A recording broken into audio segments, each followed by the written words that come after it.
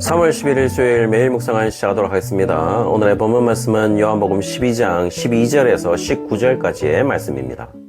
오늘 본문은 매일 성경 목요일 본문입니다. 오늘 본문은 우리가 너무나도 잘 아는 말씀이고 이 본문의 제목으로 우리에게도 너무나도 익숙한 나귀를 타고 예루살렘을 입성하시는 예수님이라고 할 수 있겠죠. 그래서 오늘 본문에 그려지는 예수님의 모습은 겸손히 임하시는 왕의 모습이라고 이야기하기도 합니다.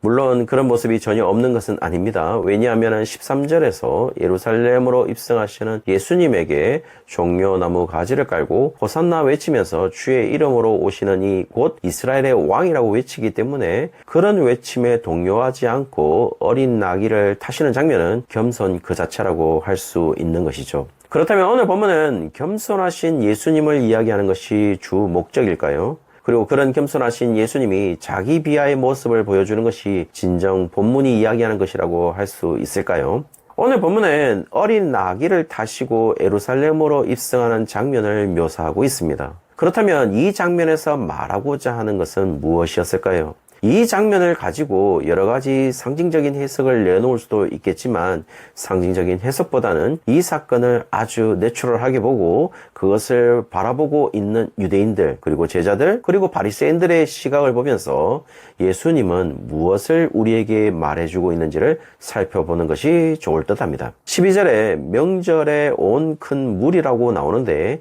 그들이 예수님을 맞이하는 방식은 종려나무 가지를 가지고 맞이하러 가는 것으로 보입니다. 그리고 그들이 종려나무 가지를 가지고 맞이한 이유는 아마도 예수님을 이스라엘의 왕이라고 간주하고 있는 것으로 보여요. 종려나무 가지를 흔들었던 것은 역사적 의미를 가지고 있는 것인데요. 마카비 반란의 시대에 BC 2세기에 예루살렘에서 이방인들을 몰아냈을 때에 승리의 함성과 함께 종려나무 가지를 흔들었다는 기록을 볼 때에 종려나무 가지를 흔들었다는 것은 그리고 호산나라고 외쳤다는 것은 호산나라는 뜻이 제발 구원하소서라는 의미를 가진 것이라면 자신들의 구원을 위해 오시는 진정한 왕으로 승리함을 의미하는 것으로 보입니다. 그러나 그러한 기대는 예수님의 승리의 방식으로 완전히 무너뜨리고 있음을 알 수가 있는데요. 예수님의 방식은 어린 나귀를 타고 오시는 것이었습니다. 따라서 흔히 기대하는 승장의 모습으로 오시는 것은 아니었던 것이죠. 그렇다고 우리가 이야기하는 겸손의 모습이라고 할 수 있을까요? 그렇게 보이지도 않습니다. 지금 본문상에 어린 나귀를 타고 예루살렘으로 임하는 이유를 밝히고 있는데요. 예수님이 겸손해서가 아니라 15절에 의하면 보라 너의 왕이 나귀 새끼를 타고 오신다 라고 하는 스가랴 9장 9절의 말씀을 그대로 이루기 위해서 어린 나귀를 탔다는 사실을 이야기해주고 있죠. 성도님들, 우리는 이 부분에 대해서 좀 더 자세히 보았으면 좋겠는데요. 사실 나귀 타고 입성하는 예수님의 모습은 4개의 복음서가 다 기록하고 있습니다. 그리고 오늘 본문처럼 기록된 바라고 해서 스가랴 9장 9절을 언급하고 있는 복음서는 마태복음 21장 4절에서만 선지자로 하신 말씀을 이루려 하심이라 라고 기록함으로써 지금 이 행동이 단순히 예수님이 창작한 행동이 아니라 이미 기록된 말씀을 그대로 성취하기 위한 행동이었다는 사실을 말해주고 있죠. 그리고 스가랴 9장 9절을 보시면은 시온에 따라 크게 기뻐할지어다 예루살렘에 따라 즐거이 부를지어다 보라 네 왕이 네게 임하시나니 그는 공의로우시며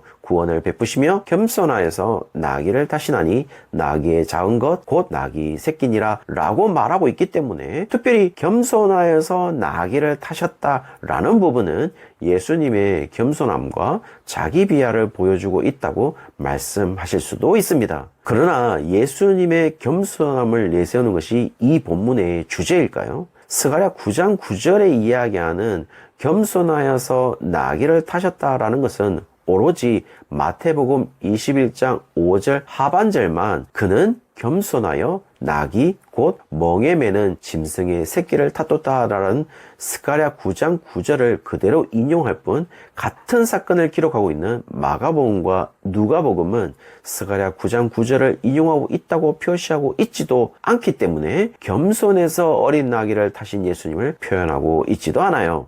그리고 유일하게 스가랴 9장 9절에서 인용하고 겸손하여서 특별히 그냥 나귀가 아니라 어린 나귀를 탔기 때문에 더 겸손함의 표현이라고 할 수 있을 텐데요. 그런 구약 인용과 겸손함의 표현을 확실히 인용해 주고 있는 마태복음은 오히려 어른 나귀를 탔는지 나귀 새끼를 탔는지 혼란을 주고 있는 복음서이기도 합니다. 왜냐하면 마태복음 21장 2절에 보시면은 예수님이 나귀를 가지고 오라고 할 때 너희는 맞은편 마을로 가라. 그리하면 곧 메인 나귀와 나귀 새끼가 함께 있는 것을 보리니 풀어 내게로 끌고 오라 라고 했기 때문에 예수님보다 작을 수 있는 나귀 새끼를 탔겠는가에 대한 의무를 제시하기도 하기 때문인 것이죠. 제가 말씀드리고 있는 부분은 여기에서 성도님들에게 혼란을 주기 위함이 아니에요. 요한복음서는 분명히 기록된 바대로 예수님이 행동하시고 있다는 사실을 말하고 있고 겸손해서 어린 나귀를 탔다는 사실을 인용하지 않고 있고 오히려 그런 인용을 확실히 해주고 있는 마태복음은 어린 나귀를 탔는지 어른 나귀를 탔는지가 혼란스럽다면 오늘 나귀 새끼를 타고 입성하시는 예수님은 겸손함이라든지 예수님의 자기 비하를 보여주려고 했던 것이 아니라 스가랴 9장 9절의 말씀을 확실하게 이루려고 하는 것은 아닐까요? 조금 더 심각하게 이야기해 본다면은 스가랴 9장 9절의 말씀이 없었다면은 나귀 새끼를 타고 입성하는 예수님의 모습을 볼 수 없는 것은 아닐까요? 따라서 어린 나귀를 타고 예루살렘으로 입성하시는 모습은 일반적인 인간들이 생각하는 승리를 이룬 장수의 기왕과는 다른 모습으로 예루살렘으로 입성하는 것임을 보여주는 것은 아닐까요? 그렇다면 제자들은 그런 나귀를 타고 예루살렘으로 입성하시는 예수님을 어떻게 이해했을까요? 16절에 제자들은 이 일에 대해서 아무도 이해하지 못했다라는 사실을 말해주고 있어요. 만약 그들이 스가랴 9장 9절을 알고 있었다면 그리고 그 9절을 정확하게 메시아에 대한 예언이라는 사실을 알았다면 분명 그들은 예수님이 그런 메시아라는 사실을 알 수 있었겠죠. 그러나 그들이 이해하는 메시아의 모습에서는 적어도 어린 나귀를 타고 예루살렘으로 입성하는 모습은 전혀 없었던 것으로 보입니다.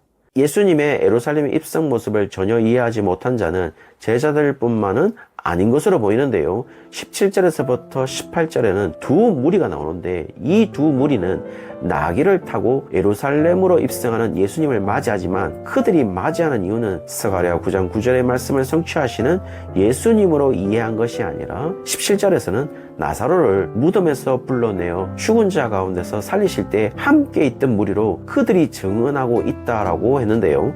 그들을 나사로가 죽었다가 살아날 때 함께 있었다라고 말해주고 있는 것을 보면 그들이 증언하는 것은 바로 나사로가 다시 산 표적을 증언했을 것이라고 보이고 18절은 그 증언을 들은 무리가 이렇게 예수님을 맞이했다라고 이야기하는 것을 보면 17절의 무리는 나사로를 살리는 표적을 보지 않았다면 18절의 무리는 그런 표적의 이야기를 듣지 못했다면 예수님을 맞이하지 않았다는 사실을 말해주고 있고 그들이 예수님을 환영하면서 맞이한 이유에서 스가랴 9장 9절의 성취라는 점은 그 어느 곳에서도 발견할 수 없음을 알 수가 있죠. 그리고 또 다른 무리인 바리새인도 19절에 보면 그냥 자신들은 예수라는 자를 죽이고 싶었지만 모든 사람들이 그를 따르기에 자신들이 세운 계획이 무산되고 있기에 푸념하는 장면이 나옵니다.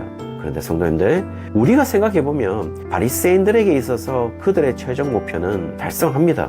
예수님이 결국에는 죽지 않습니까? 그렇다면 왜 요한복음서의 저자는 여기에서 그들의 계획이 실패했다라고 이야기하고 있죠? 그것은 오로지 그들의 뜻과 계획에 의해서 예수님이 십자가에 죽는 것이 아니라 오로지 하나님의 말씀의 성취로 예수님이 십자가에 죽을 것이라는 사실을 오늘 말씀이 이야기해주고 있는 것이죠. 사랑하는 성도님들, 우리의 삶에 무엇이 이루어지고 있을까요? 하나님의 자녀들은 하나님의 말씀만이 성취되고 있습니다. 우리가 그 사실을 알려면 하나님의 말씀을 알고 그것만이 성취된다는 사실을 우리가 매일 경험해야 되지 않겠습니까? 아무쪼록 오늘 하루가 우리의 생각과 의지가 성취되는 것이 아닌 하나님의 말씀이 우리의 삶에 성취되는 역사를 경험하는 날이 되시기를 주의 이름으로 축원합니다.